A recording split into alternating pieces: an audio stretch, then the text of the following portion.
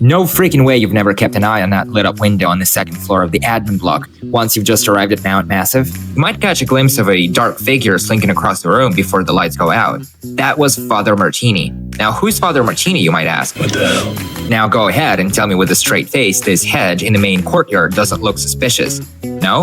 Alright, well, I wonder if I could get on top of that thing. Oh shit, easier said than done apparently. Let's back up across the way for max velocity. Now dash towards the hedge, launch off the ground just before you hit the sidewalk, and there we go. Now let's give this place the slip it'll talk about for years. Home, James!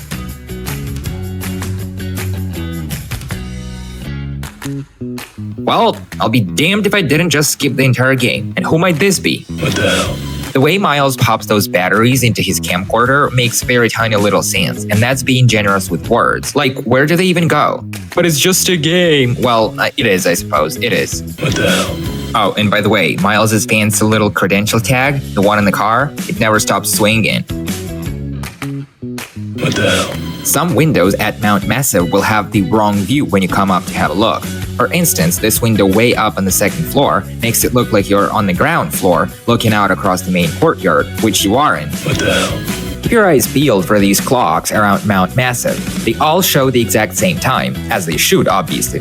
But for some reason, it never gets past 9:30. Doesn't matter if it's been 5 minutes or 5 hours. And believe me, I've tried messing around that long while I waited to see if the clock would show a different time. Nope. What the hell? Oh, and the way Miles holds his camcorder makes no freaking sense. Not only is his arm janky as hell, bending and twisting in a way that might make you question your understanding of basic human anatomy, but it's also that screen. Unless he puts that camera right up against his face, there's no way to explain how this shit even works. What the hell? Most doors around the asylum are going to be boarded up to prevent entry or exit. I didn't really think this part through.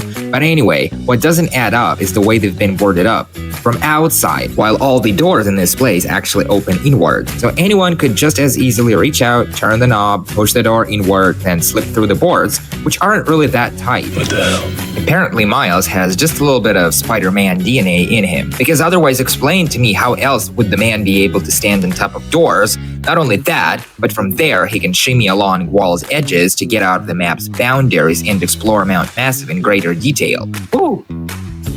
What the hell? Speaking of basic human anatomy, Miles has no real head to speak of. Oddly enough, it's right there when you look at your own shadow. Go figure. What the hell? All those TVs you will see here and there showing nothing but static actually have a lot more going on than you might think. Stand close enough and you might be able to hear a weird noise emanating from one of them.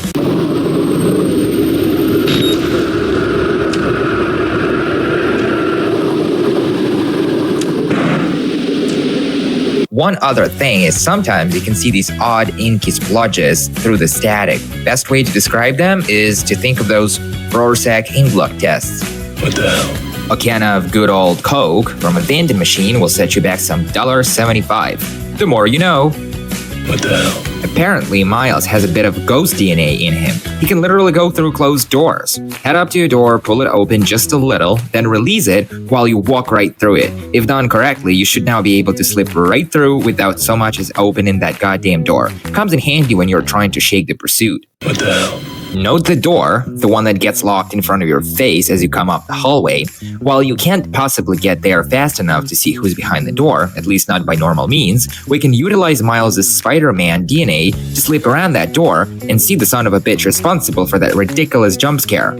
Up onto this door right here, then across the wall over here, and here we are then. Wait, where did the guy go? What the hell? Well, never mind the locked bathroom, we can still get back at that slippery son of a bitch. Now head back inside the cafeteria and through the air vent up here. As soon as a variant comes snooping around, double back, drop down into the cafeteria, and slip right through the same door using the ghost glitch we discovered earlier. And there he is, the son of a bitch, frozen in his tracks like his mom just walked in on him watching adult movies. What the hell? Ever had a closer look at these hidden radiators? Yeah, they pop up everywhere like they've got something to say, which they do. They all say Morin. Yep, that's Philip Morin, one of the big shots at Red Barrels.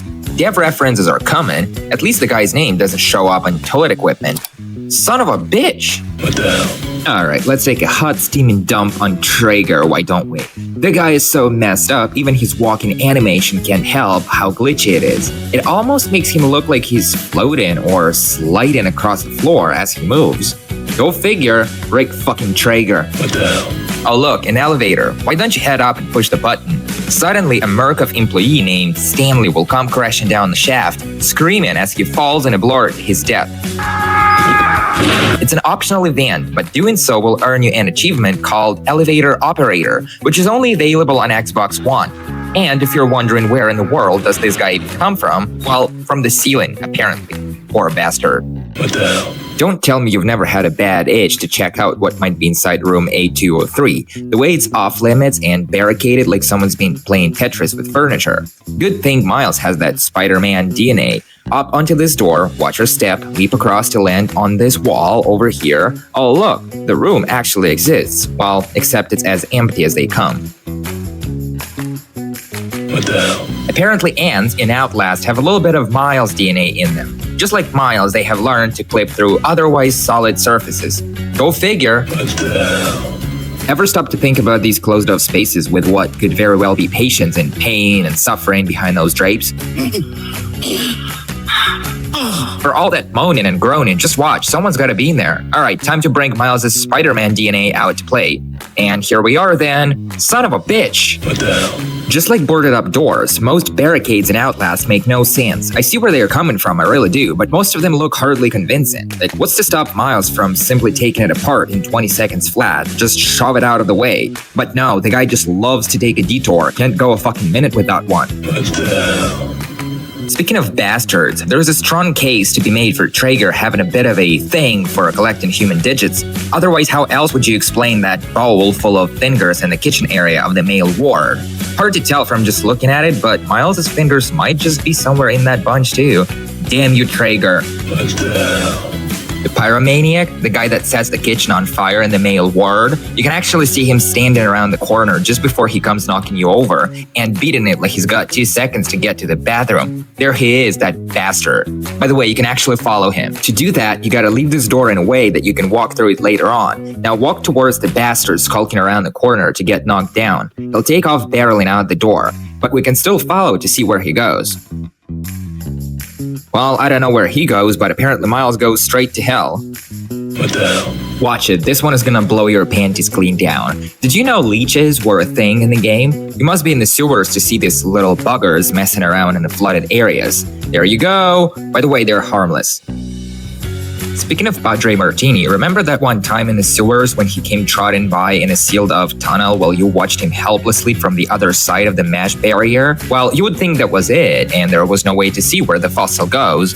Bad chance of that happening. We're gonna use this door nearby to get on top of the map. Now work your way down these support beams until you drop down into that sealed-off part of the sewers. It says the admin block is just down the way. So that's where Martini was headed. Except that's about as far as you can go before you plunge into pitch black hell again. Damn you, Martini. What the hell? Speaking of ghosts, remember that guy in the sewers, the one you'll find holed up behind some barricades and talking to you about the dead doctor? Good. Well, apparently he's got a little bit of Miles' ghost DNA, because he'll be gone in seconds as soon as you take your leap down the ladder, but as soon as you come climbing back up, he's gone without a trace. What the hell? It seems Mount Massive hasn't exactly been treating its staff, let alone patients, to anything other than canned beans and Coke. In all seriousness, that's all you can see in the kitchen, just damn beans and Coke. No wonder this place has gone to hell. What the hell? No freaking way you've never paid attention to these notepads scattered around the asylum. And if you zoom in to read what's on them, you might get a bunch of not only gibberish, but it's all in French. It says, "Hello, how are you? I'll surely go take some stuff for other things, so I wish you stuff and elements. Ciao." Wow. What the hell?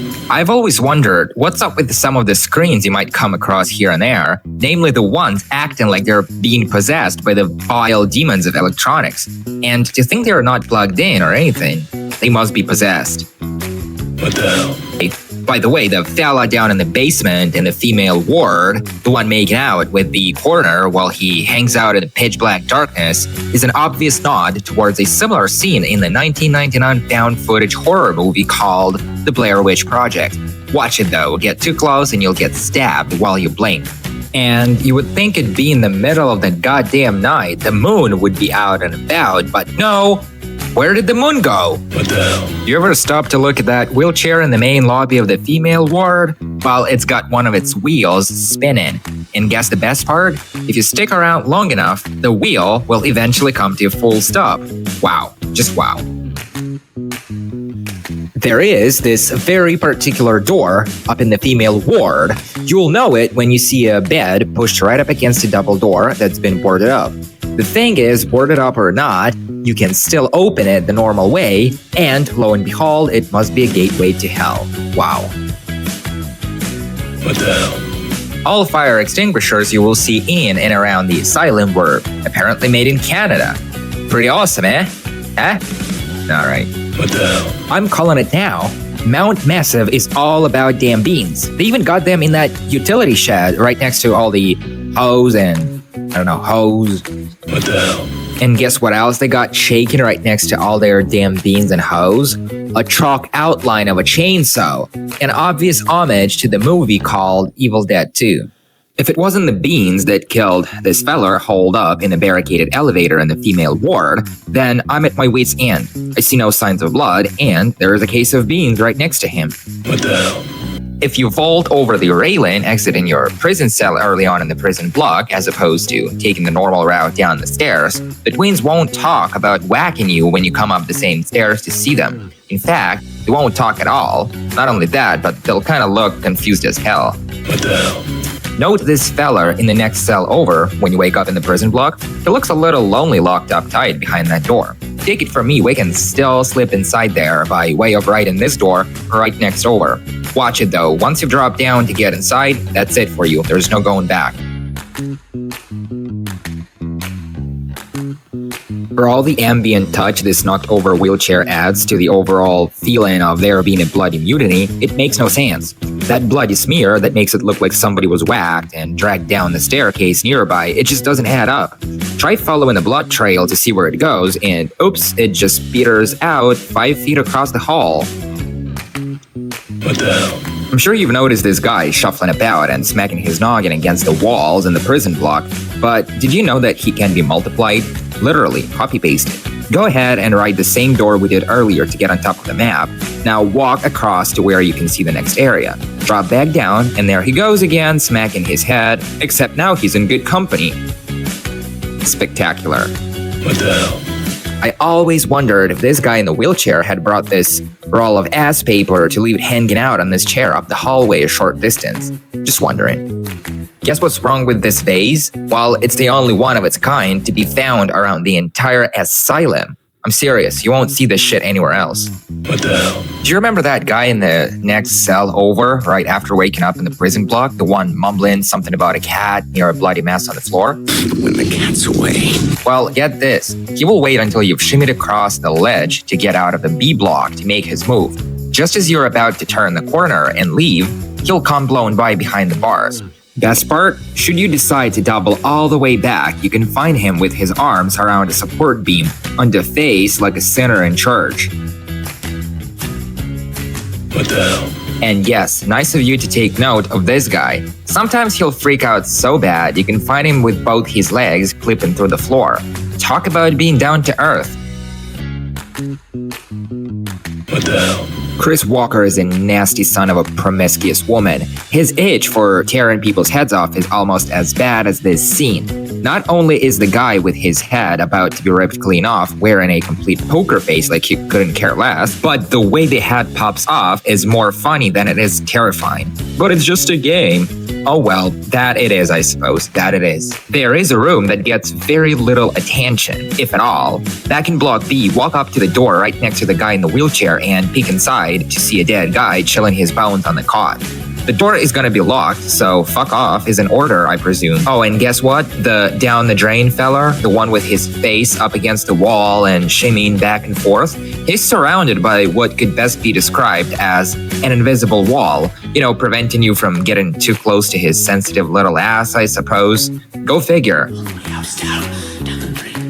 What the hell? Well, don't take it too personally, but I see no fucking reason why Miles couldn't just use one of these busted windows in the shower room to make a run for it. It's not that high, we're what, on the second floor, third at most? But of course, he just had to go through the sewers and then Trager and all the boppity boopity. Tell you one thing, you would think there being a large-scale mutiny all over the asylum, there would be more to see on these security screens, but no, they're literally just still images. That, and one of the cameras shows the same hallway we got chucked out of by Walker, and wait a minute, why is this window still in one piece? Didn't Walker smash me through that window?